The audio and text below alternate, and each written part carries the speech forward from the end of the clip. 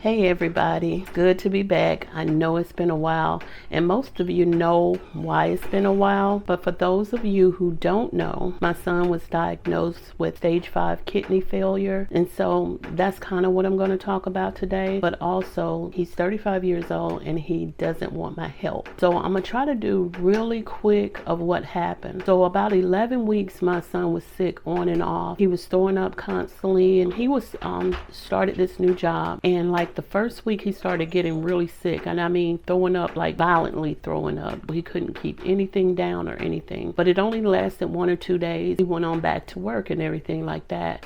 And so for the 11 weeks he was just on and off sick, maybe once or twice a week. Oh, for the last like 4 days before he went to the hospital and everything, he couldn't keep anything down. He didn't have any bowel movements or anything. So he's always been this type of person that he loves natural things and everything. So he had been taking some sea moss, and I honestly thought maybe he got some bad sea moss and maybe he had some type of blockage, but he was so weak and everything like that. And I was like, Jarrell, that's my son's name, I'm like, you're gonna have to go, you gotta go to the hospital, you gotta do something. During the like last 2 weeks, he lost 40 pounds. We found that out in the hospital, but he lost 40 pounds in like 2 weeks.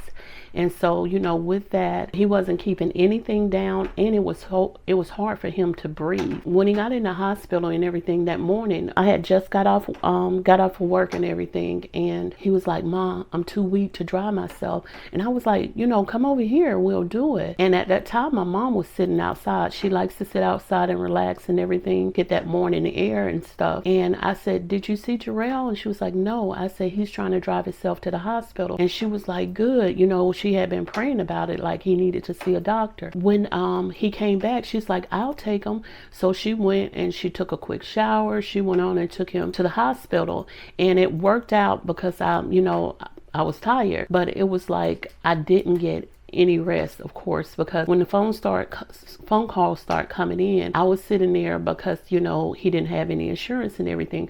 I thought they were going to take him to Grady or around here, one of the hospitals around here, but he went to Piedmont, and Piedmont is one of the better hospitals in Atlanta. So when he went to Piedmont and everything like that, I said a prayer. I was like, Lord, please let them just bring him on back so we can see what's going on. And that's exactly what happened, because when he got there, his blood pressure was like almost at 200 over, I'm thinking the bottom number was 114, but they rushed him right on back. So he got in the emergency room, and then 2 hours later, my mom called me and told me they was taking him to ICU.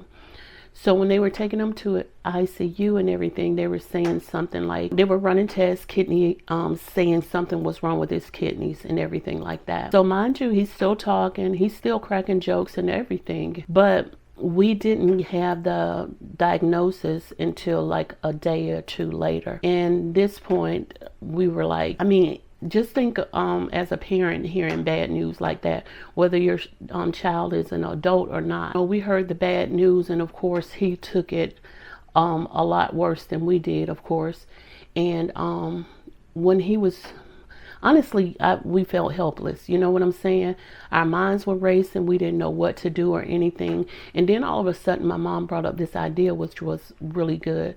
She was like, okay, so once we got the diagnosis, the choices were kind of like dialysis and then a kidney transplant. So my mom thought about, well, why don't I give him one of my kidneys? And so I was like, that's a good idea. When she said that, I was like, I can give him one of my kidneys because I know he and I have the same blood type. And I was just thinking, like, my mom is a little bit older. I wouldn't want her to go through that. And as I started doing more research, I kind of found out she couldn't do it. She has diabetes, and her age would prevent her. I could do it as long as I had my BMI down and everything like that. I could do it. So it made me to feel hopeful again. You know what I'm saying? Because that whole day, honestly, I had been just like crying that whole day. I was really upset and everything. And when I talked to him, I could tell he was down, and I didn't know what to say to him because, like I said, he's a person that loves to go the natural path and everything like that. But as I said, I was hopeful about the kidney, you know, offering him my kidney. So that night when I went to see him, when I got to the hospital that night, like I said, I felt hopeful. But when I told him, when I went, okay, first of all, we went into the room. It was pitch black dark. He wasn't looking at his phone, nothing. He was sitting straight up in the bed, and I knew that he was feeling depressed. So I was like, God, show me what to say to him, because I really didn't know what to say. So I tried to start the conversation out easy before saying anything about it, because earlier it was like all they want to do in here is just put me on machines and all this kind of stuff. He doesn't want to do that. So, as a mother, to me, it's kind of felt like he was just giving up and everything. So as we were talking to him and everything, he was angry, and every right to be. You know what I'm saying? Somebody gave me a diagnosis like that or anything, of course, I don't know what type of emotions I would be processing. And he's a man, so we're going to think totally different. You know what I'm saying? He was really ready to go, leave the hospital, because this is almost when he got out of ICU. So we were finally able to get into the part of me offering us. I still wanted to present my mom as, that we were offering him kidneys. He was like, nope, nope, nope. We will not be doing no kidney transplants. We will not be doing no dialysis. We're not doing any of that. I'm just ready to get out of here so I can do it the natural way. So again, as a mother, I'm sitting there thinking that, what is he doing? He's just giving up. And he did say, I'm not giving up. I'm just going to do this the natural way. So the only thing that I could do is just listen to him. And like I said, he was still coming from a place of anger, but I understood this.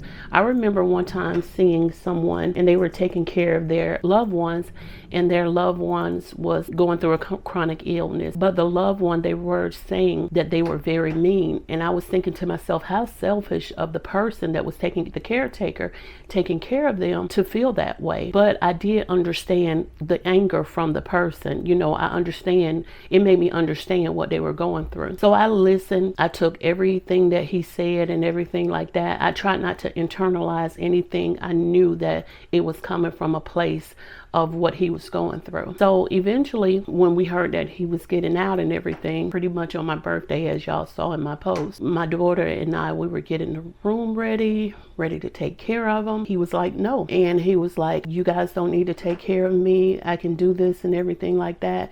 And honestly, it hurt, because it was like I wanted to take care of him like when he was young. You know what I'm saying? I don't know if it's just a parent's instinct. You know what I'm saying? Maybe some of who've ever had to take care of someone with a chronic illness before. But it's like I just wanted to take care of him, get him back to health and everything like that. But he also told me something that kind of shook me and gave me some insight about how I was thinking. He was like, you trust in God more than anybody that I know and everything like that. And you're telling me that I need to put all this medicine and everything in my body and that God is not going to heal me. And I guess that's what I was thinking. So I kind of had to change the way I was thinking about it, because if he wanted it for himself and he knew that God was going to heal him, and he had more faith than me, I had to touch and agree and come in agreement with him so that we can be on the same page. In the Bible, it tells you about 2 or 3 that are gathered in his name. So I wanted to be on the same page as him. Now, right now, I still, honestly, I think he's pushing himself too hard. I mean, I'm a mom, but he went back to work, and Saturday he called me and he was doing overtime. So I really thought that he was pushing himself too hard. I was sitting there like, okay, let me pray.